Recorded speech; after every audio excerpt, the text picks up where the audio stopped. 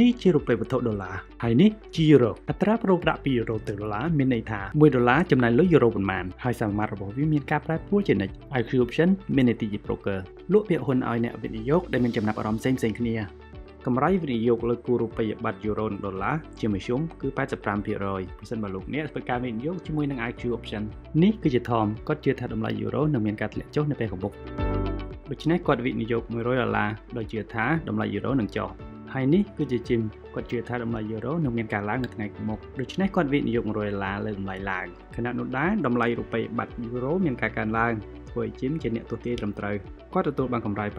85% ជាកម្រៃដែលត្រូវបានកាត់ចេញពីធម្ម 15% នៅសល់គឺជាកម្រៃ commission របស់ broker ហើយ 7.5% ត្រូវបានដករក្សាទុកក្នុងករណីណាមួយដែល broker មិនអាចគ្រប់គ្រងបានអ្នកវិនិយោគនីមួយៗបានវិនិយោគចំនួន$100សរុបចំនួនទឹកប្រាក់វិនិយោគគឺ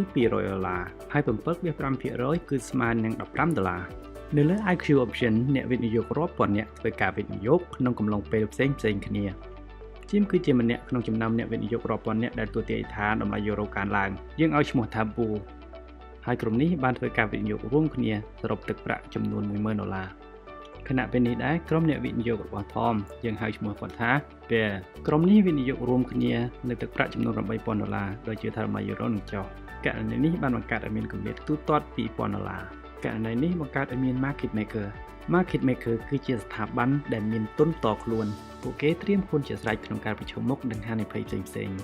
ពួកគេរកកម្រៃចូលអប៉ៅដោយក្នុងករណីខាងក្រោម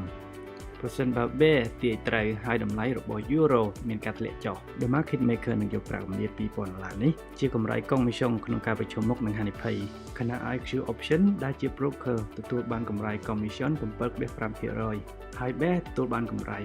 85% ដែលកម្រៃនេះទទួលបានពីការវិនិយោគរបស់ Bull ហានិភ័យនឹងកើតឡើងដល់ Market Maker ក្នុងករណីទីផ្សារច្រាស់ទេប្រសិនបើ Bull ឈ្នះហើយតម្លៃទីផ្សារ Euro កើនឡើង The Market Maker នឹងបំពេញលុយហៅប៉ៅខ្លួនឯងទៅឲ្យក្រុមដែលឈ្នះដើម្បីបំពេញកម្រៃទៅដល់ Bull ដែលកើតចេញពីចន្លោះខាត$2,000របស់ Bear ប្រសិនបើ Bear ឈ្នះ The Market Maker នឹងយកកម្រៃ$2,000នេះជាកម្រៃរបស់ខ្លួននិងទុកជាទុនក្នុងករណីប្រឈមមុខនឹងហានិភ័យខណៈ IQ Option ដែលជា broker ធ្វើការសហការជាមួយនឹង Market Maker ផ្សេងៗទៀតដើម្បីធានាដល់ការវិនិយោគដោយគ្មានការរំខានរាល់ការដកលុយនិងដាក់លុយរបស់អ្នកវិនិយោគ